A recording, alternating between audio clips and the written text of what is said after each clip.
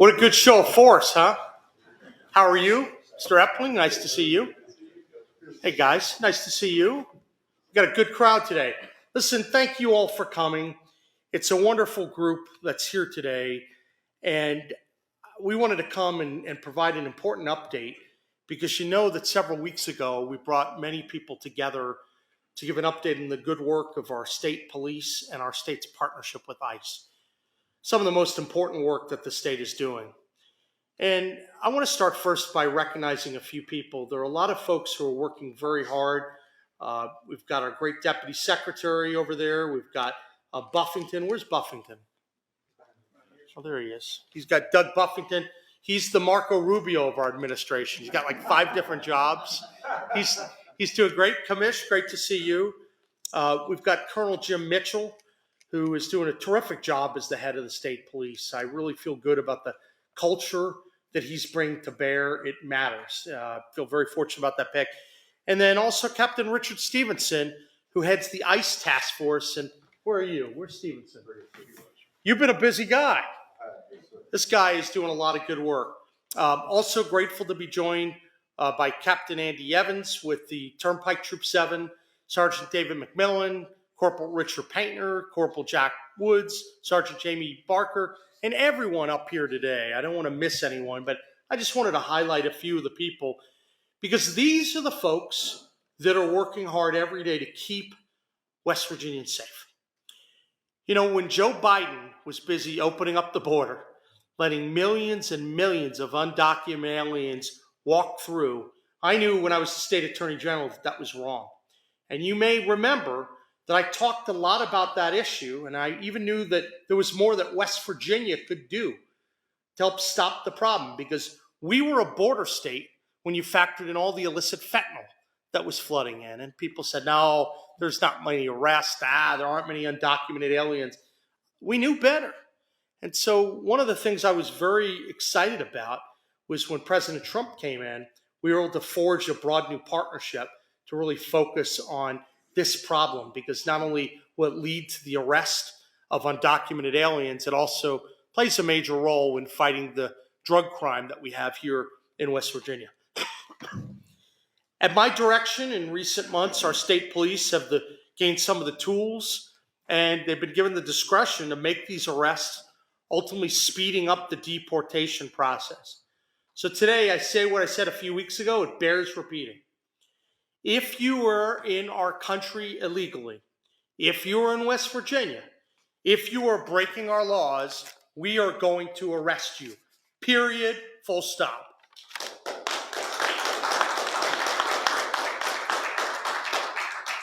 You know, we know that West Virginia was hit very hard by fentanyl and all the illicit drugs that flowed across the southern border.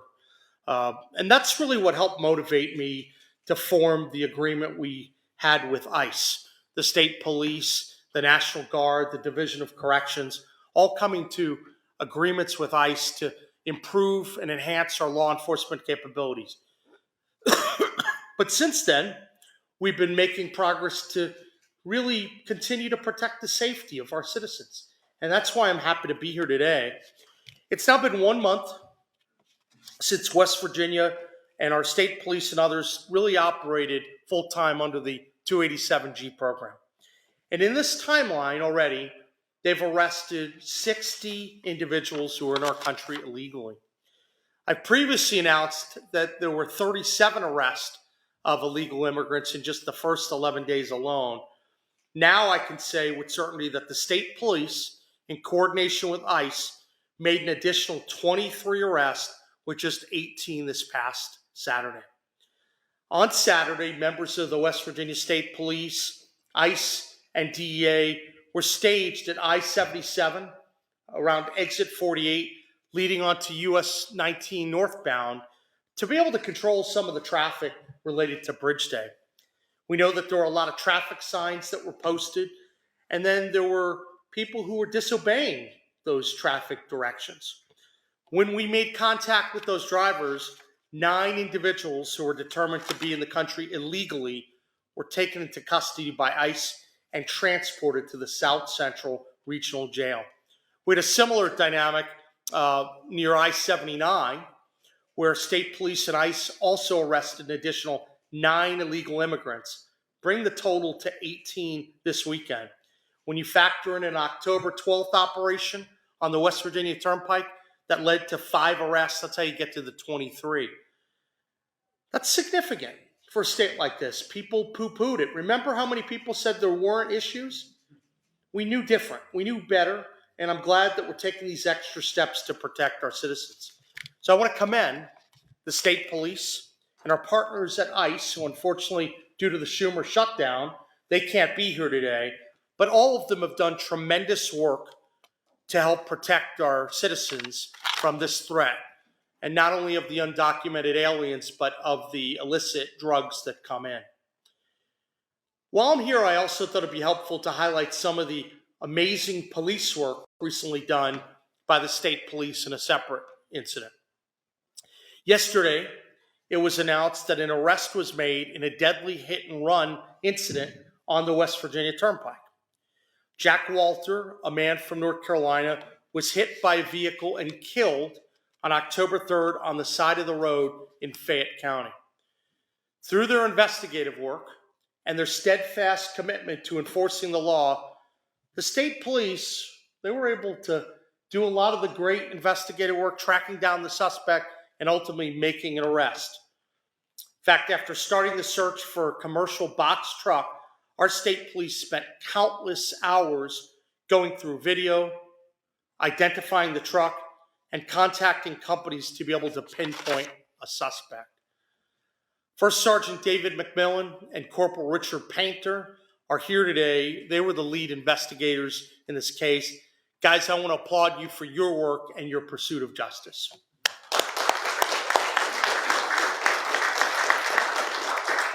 And now I want to recognize someone who's really been playing an incredible role in driving the culture of the state police forward.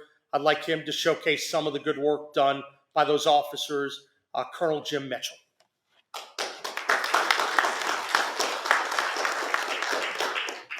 Thank you, Governor Morrisey.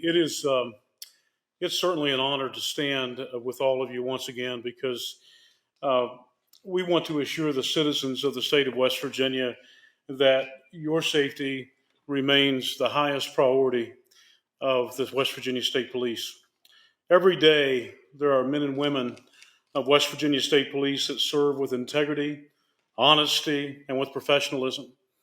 And additional values like respect and integrity and courage, compassion, justice. That's what we stand for. That's who we are as the West Virginia State Police. And I want you to know, Governor, that your continued support of our troopers and our mission is deeply appreciated. Our troopers continue to demonstrate, in my opinion, extraordinary dedication. In a recent investigation, for example, of the fatal hit and run that occurred on the West Virginia Turnpike, we have an investigative team that collectively have worked 1,320 hours, 11 different investigators in different functions to try to find the person responsible, the suspect responsible for this tragic incident. And I have reviewed the investigation. I have been briefed on the investigation, and it is absolutely amazing the job that they did. Their relentless efforts has brought closure to a grieving family and of sorts, and it's led to the arrest of a suspect responsible for this tragic loss. And that's what our troopers do. They stand up for victims every day, and we bring truth to light every single day. So I also want to recognize Captain Stevenson and Captain Evans. The governor mentioned them just a moment ago, and all the troopers on the West Virginia Turnpike whose teamwork has been incredible, and in collaboration with the U.S. Immigration and Customs Enforcement have been critical to the continued success of the 287G program. First Sergeant McMillan and Corporal Painter in the previous investigation mentioned of the pedestrian has done an outstanding job, and also Corporal Woods and Sergeant Barker have done a tremendous job in the assistance with ICE. And so as the governor stated just a moment ago, 60 individuals have been detained since operations began. If you want to know more particular information on these operations. Captain Stevenson could brief you on that and add to that.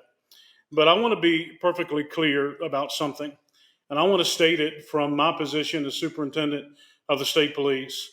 If you commit a crime in West Virginia, you will be found, you will be arrested, and you will face justice. We want you to be confident of that. We will not allow criminal behavior to endanger our communities or to threaten our families, because West Virginia is full of people that are hardworking and God-fearing and law-abiding citizens, and we will do everything in our power to protect them. I know the governor has shared with me in private conversation that he loves the beauty of this state, but more importantly, he loves the beauty of its people. And so do we, and I'm sure that you do as well. And so, Governor, I want to thank you again for your leadership and your steadfast partnership with the West Virginia State Police. It is encouraging to have a governor that we know supports us and stands behind us, so thank you. So the West Virginia State Police, we will continue to work tirelessly, and we will continue to work proudly and professionally to ensure that every citizen has the safety and the peace that you deserve. And lastly, let me say this. I want to thank the citizens of West Virginia for your support for the West Virginia State Police. It's obvious when we come into contact with you, your kindness to us, your generosity to us, and goes without expression. So thank you very much, and thank you, Governor. Yep.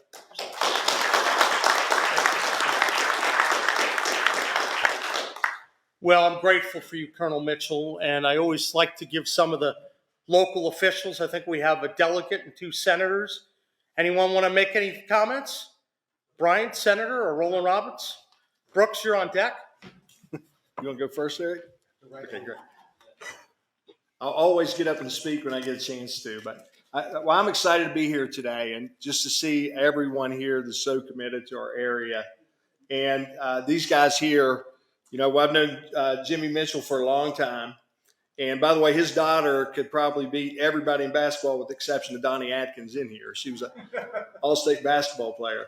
And it's good to see Greg Duckworth here, our Raleigh County Commissioner, President of our commission, Linda K. Epling with our Raleigh County Commission, and Linda Sumner, the leader who led the way for all of us Republicans to be here. She was the first one to do it. So let's give her a big hand because she was the trailblazer. And I've known Richard Stevenson his whole life pretty much since he's a young guy. And so it's just exciting to see him do great things and just amazing to be here today. But, you know, I'm proud to be here stand with the governor today who's taken this issue seriously and who's standing with Donald Trump to stand up for West Virginia and our borders. You know, in West Virginia, we believe in faith, family, and freedom, but we can't have freedom if we don't have law and order. And these men represented here today represent law and order. And across our state, they do a great job of protecting all of us. Our ICE agents who can't be here today because of the Democrat shutdown make it happen for us all over the country. So I'm so proud to be up here today to honor them and to recognize them. You know, really, a country without borders is really not a country at all. And when we can't control who comes in and out of our borders, then we can't control the safety of our citizens. And we have an obligation to protect all of our citizens here in West Virginia, our women and children. We have an obligation to stop the vile practice of human trafficking that has taken place. And here in West Virginia, we've been hit harder than anywhere else in the nation by a long shot, and it's not even close, by the scourge of fentanyl. And we've had so many of our young people die. We've lost a whole generation. But, you know, the immigration thing really affects really big things like our culture. And we're seeing right now the Democrats, they're willing to shut down our government to protect the rights of illegal aliens over the citizens of America. And so standing up against that, I think, is really critical because we've got hard-working, tax-paying West Virginians and Americans who show up every day and do things the right way. And we have illegal aliens who are getting free services and benefits, and that's on our dime. That's on the taxpayers' dime. And that's just not right because we need to take care of our veterans. We need to take care of our seniors. And we need to make sure we take care of this next generation. And we're not going to be able to do that if we don't have this security in our country and the safety. And we're also not going to be able to do it by paying for the whole rest of the world on the backs of our taxpayers. So, when we think about all the things going on in our country, and we think about all the things that are going on in West Virginia, I think this is such a critical issue for us to be tackling, for us to be taking on. And what these guys are doing is amazing, with the arrests, with protecting West Virginians each and every day. So I'm excited to be here today. Again, I thank you, Governor, for standing up for us, for fighting for West Virginians. And I just want to say today, God bless everyone here. God bless our men and women of law enforcement. God bless our governor. God bless Donald J. Trump.